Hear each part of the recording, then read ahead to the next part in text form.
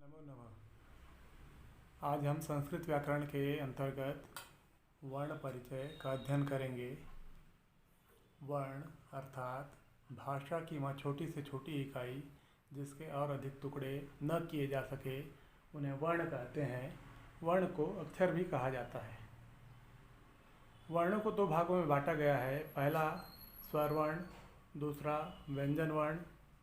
स्वर वर्णों को अच् भी कहा जाता है, जिनकी संख्या 13 होती है, जैसे अ, आ, ई, उ, री, ए, ओ, औ, री, ली।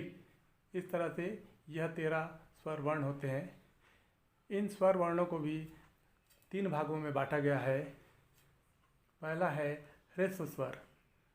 ह्रस्व स्वर के अंतर्गत अ, ई, उ, री, इस तरह से ये 5 वर्ण आते हैं।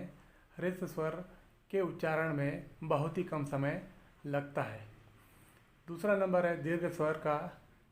दीर्घ स्वर के अंतर्गत आ, ई, उ, ए, ओ, औ, री, इस तरह से 8 वर्ण आते हैं। दीर्घ स्वर में ह्रस्व स्वर का दुगुना समय लगता है उच्चारण करने के लिए। तीसरा नंबर प्लुत स्वर। प्लुत स्वर वे स्वर होते हैं जिनके उच्चारण में ह्रस्व स्वर का तिगुना समय लगता है। इन्हें पुकारने के लिए उपयोग किया जाता है, जैसे हे राम, हे प्रभु। इसके पश्चात वर्णों का दूसरा प्रकार व्यंजन वर्ण होता है, जिसे हल भी कहा जाता है। व्यंजन वर्णों की कुल संख्या 33 होती है। व्यंजन वर्ण वे वर्ण होते हैं जो कि स्वतंत्र रूप से उच्चारित नहीं होते हैं। इनका उच्चारण के लिए स्वर वर्णों की आवश्यकता पड़ती है।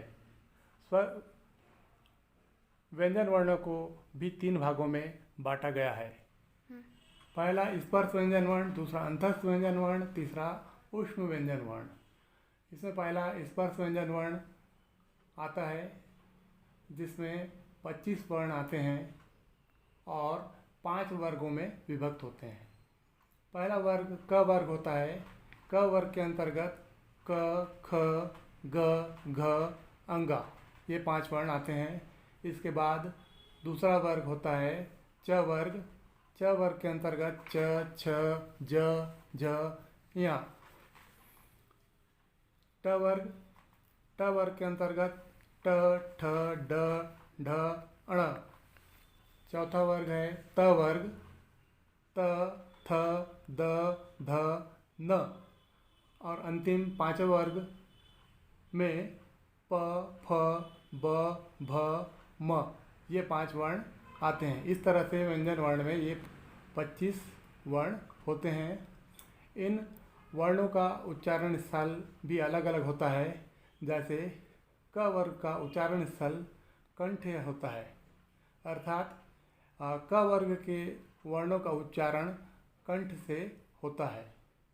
उसके बाद च वर्ग का उच्चारण स्थल तालव्य है, अर्थात जब च वर्ग का उच्चारण करते हैं तो जीभ तालु को स्पर्श करती है। इसके पश्चात तीसरा ट वर्ग, जिसका उच्चारण स्थल मूर्धन्य है, अर्थात ट वर्ग के वर्णों का जब हम उच्चारण करते हैं तो जीभ मूर्धा स्थल पर स्पर्श करती है।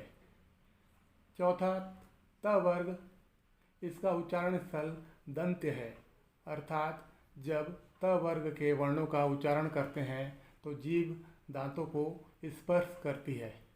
और 5वां वर्ग, इसका उच्चारण स्थल ओष्ठ्य है, अर्थात इस वर्ग का उच्चारण जब हम करते हैं तो दोनों ओठ आपस में बंद हो जाते हैं और इनका उच्चारण होता है।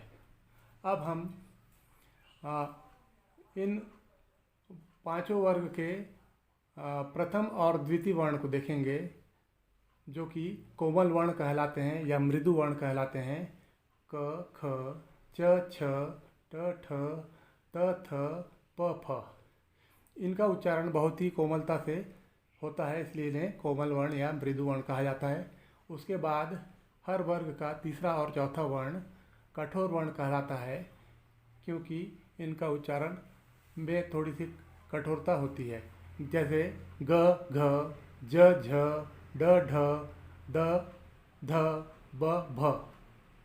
अब हम अंतिम पंचम वर्ण, जिसे अनुनासिक वर्ण कहते हैं, उन्हें देखेंगे। अनुनासिक वर्णों को जब उच्चारित किया जाता है तो इनके उच्चारण में नासिका का सहयोग लिया जाता है, और जब इन वर्णों का उच्चारण करते हैं तो नासिका थोड़ी सी सिकुड़ जाती है। जैसे हम उच्चारण करके देख सकते हैं, अंगा, या, ण, न, म। इन्हें पंचमाक्षर भी कहा जाता है। इस तरह से ये 25 वर्ण जो है, इनका अलग अलग उच्चारण स्थल भी है। और इन पांचों वर्गों को याद रखने के लिए एक सूत्र के रूप में भी देखा जा सकता है, जैसे कु, चु, टू, तु, पु। इससे पांचों वर्ग को क्रमशः याद रख सकते हैं। अब व्यंजन वर्ण का दूसरा भाग अंतस्थ व्यंजन वर्ण होता है। यह 4 होता है, जिसके अंतर्गत य, र, ल, व, ये 4 वर्ण आते हैं। इन वर्णों का उच्चारण स्वर और व्यंजनों के मध्य होता है, अर्थात यह ग्रीवा के अंदर से निकलता है, इसलिए इसे अंतस्थ व्यंजन वर्ण कहते हैं। इसके पश्चात तीसरा नंबर है ऊष्म व्यंजन वर्ण, जिनकी संख्या 4 होती है, जो इस तरह है श, श, स, ह। ऊष्म अर्थात गर्म। जब इन व्यंजन वर्णों का उच्चारण किया जाता है तो ये घर्षण के साथ और गर्म हवा के साथ मुख से बाहर निकलते हैं, और इसका अनुभव हम अपने हाथों को मुख पर लगाकर कर सकते हैं। इस तरह से स्वर और व्यंजन वर्ण को हमने जाना। स्वर वर्णों की संख्या 13 थी और व्यंजन वर्णों की कुल संख्या इस तरह से 33 हो गई। संयुक्त व्यंजनों का अध्ययन करेंगे। 2 व्यंजन वर्णों के योग से संयुक्त व्यंजन बनता है, जो कि 4 होता है। जैसे पहला छ, क और श, ये 2 व्यंजन वर्णों के मेल से छ बनता है। इसी तरह त्र, त और र के मेल से बनता है। इसके पश्चात ज्ञ, ज और न्य व्यंजन वर्णों के मेल से बनता है। स्र, यह श और र के योग से बनता है। अक्सर हमने देखा है कि जब हम मोबाइल या कंप्यूटर में टाइप करते हैं तो हमें इन वर्णों को लिखने में दिक्कतों का सामना करना पड़ता है। तब हम इन व्यंजन वर्णों का योग करके इन्हें आसानी से लिख सकते हैं। अब हम अयोगवाह देखेंगे। अयोगवाह 2 होते हैं, पहला अनुस्वार, दूसरा विसर्ग।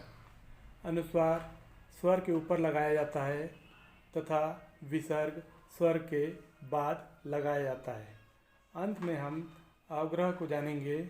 अवग्रह एक एस जैसा चिन्ह होता है, जो कि 2 या 2 से अधिक वर्णों को जोड़ने के लिए उपयोग में लाया जाता है।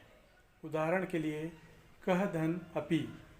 जब इन 2 शब्दों को जोड़ा जाता है तो को अपि बनता है, और यहाँ पर अ के स्थान पर अवग्रह का चिन्ह लगा दिया जाता है।